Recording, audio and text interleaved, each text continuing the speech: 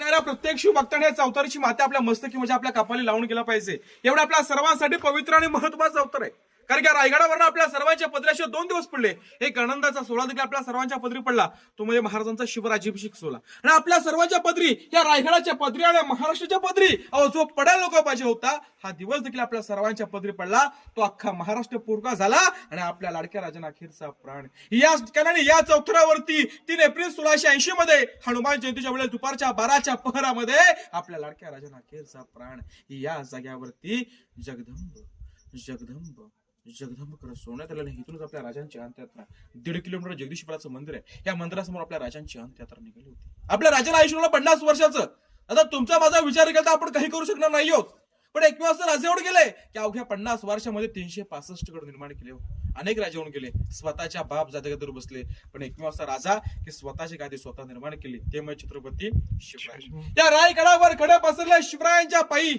हो, या रायगडावर खडे पसरल्या शिवरायांच्या पायी. आणि हीच आम्हास माणिक मोती नव्हती, दुसरी दौलत नाही. सर राजांचा राजवाडा त्या काळामध्ये एकावर एक 2 मजली उंच होता. पैठणी कापडामध्ये, मखमली कोंड्यामध्ये, काव दिव्याच्या देवामध्ये, मशली उजेडामध्ये, सागवणी लाकडामध्ये आणि उतरत्या कुंभारणीच्या कवळामध्ये हा पूर्ण राजांचा राजवाडा, हा पूर्ण रायगड सजलेला नटलेला होता.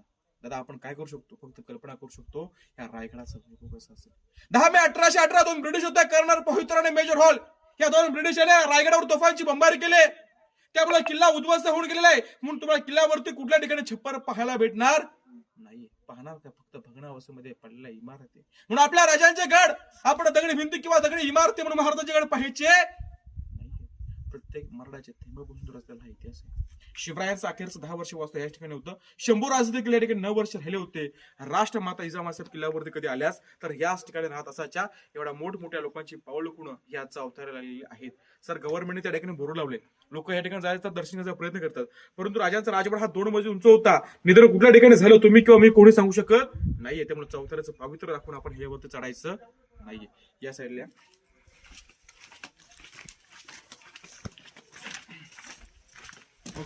ह्या पाण्याच्या टाक्या, तुम्हाला कावड माहिती असेल, कावडीच्या साहिनी पाण्याची या ठिकाणी भराची पाण्याच्या टाक्या आहेत. आता या साईडचा खड्डा हे आपल्या महाराजांचं स्नानगृह, बाटप, अंघोळ करण्याची जागा. तुम्ही राणीमहालामध्ये टॉयलेट सिस्टीम पाहिजे दगडाची, बरोबर नाही? आता ह्या ठिकाणी आपण स्नानगृह पाहतोय. परंतु आपण काय बोलतो माहितीये, इंग्रजांनी बनवलंय म्हणून आपण वापरतोय. परंतु हा गैरसमज हा आपण काढायचा आहे. आपल्या राजांचा आहे, फक्त इंग्रजांनी चोरलं, त्यांच्या देशामध्ये घेऊन गेले, मॉडिफिकेशन केलं आणि आपल्याला पाठवण्यात आलेलं आहे. परंतु राजांच्या काळामध्ये सर्व गोष्टीची व्यवस्था करण्यात आलेली होती. ही आजही आपल्याला किल्ल्यावरती पाहायला भेटते. आता बाकीच्या चौथरची माहिती घेत आपण पुढे जाऊ.